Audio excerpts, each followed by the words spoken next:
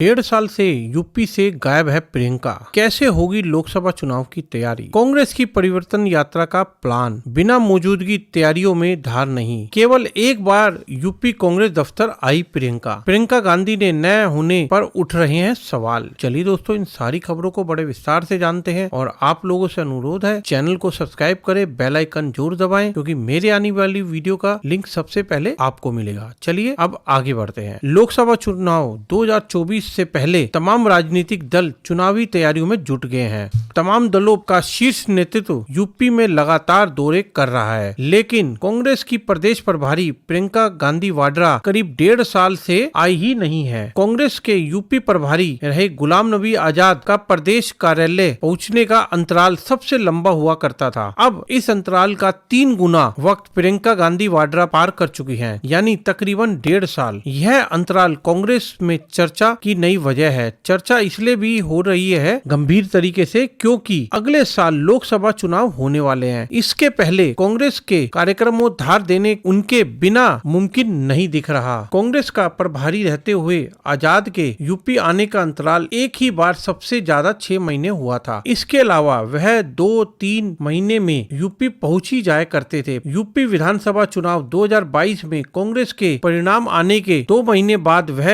1 जून को कांग्रेस दफ्तर पहुंची थी। तब उन्होंने पहले से ज्यादा मेहनत करने और कर्मियों की समीक्षा करके उन्हें सुधरने की बात तब कही। लोकसभा चुनाव के मुहाने पर खड़ी पार्टी सबसे बड़ी चिंता इस बात की है कि अगर प्रियंका गांधी की अगुवाई में समय रहते तैयारी शुरू नहीं की गई तो शायद प्रदर्शन इस बार फिर उम्मीद से बहुत ही कम रह जाएगा। साल 2019 में प्रियंका की आधिकारिक तौर पर राजनीति में एंट्री हुई थी। उन्हें यूपी प्रभारी बनाया गया था। जब से प्रियंका को यूपी का प्रभारी बनाया गया है, तब से पार्टी की सभी गतिविधियों उनके इर्द गिर्द ही रही हैं। वह पार्टी के शीर्ष परिवार से आती हैं। यूपी संगठन में उनके जुड़ने के बाद बाकी किसी भी नेता का फैसला लेना, कार्यक्रम करना, उसमें वह असर पैदा कर पाना मुश्किल होता है। कांग्रेस के पिछले कार्यक्रमों का असर इन्हीं वजहों से फीका रहा है। जब पार्टी के कार्यक्रमों में बतौर यूपी प्रभारी प्रियंका नहीं होती है तो इससे जनता और कार्यकर्ताओं में इतनी गंभीरता को लेकर सवाल खड़े होते हैं। लोकसभा चुनाव के मद्देनजर यूपी कांग्रेस सहारनपुर से सीतापुर के नैमिषारण्य तक पद यात्रा निकालेगी। 9 जिलों से होकर गुजरने वाली इस यात्रा का रूट मैप तैयार कर लिया गया है। सूत्रों के मुताबिक इसे 20 दिसंबर से शुरू करने की तैयारी है। लोकसभा चुनाव के मद्देनजर युवाओं, महिलाओं, किसानों को जोड़ने के मद्देनजर कांग्रेस ने परिवर्तन यात्रा निकालने की घोषणा की थी। जानकारी के मुताबिक तकरीबन 25 दिनों का यह कार्यक्रम तैयार किया गया है। यात्रा की शुरुआत सहारनपुर में गंगोह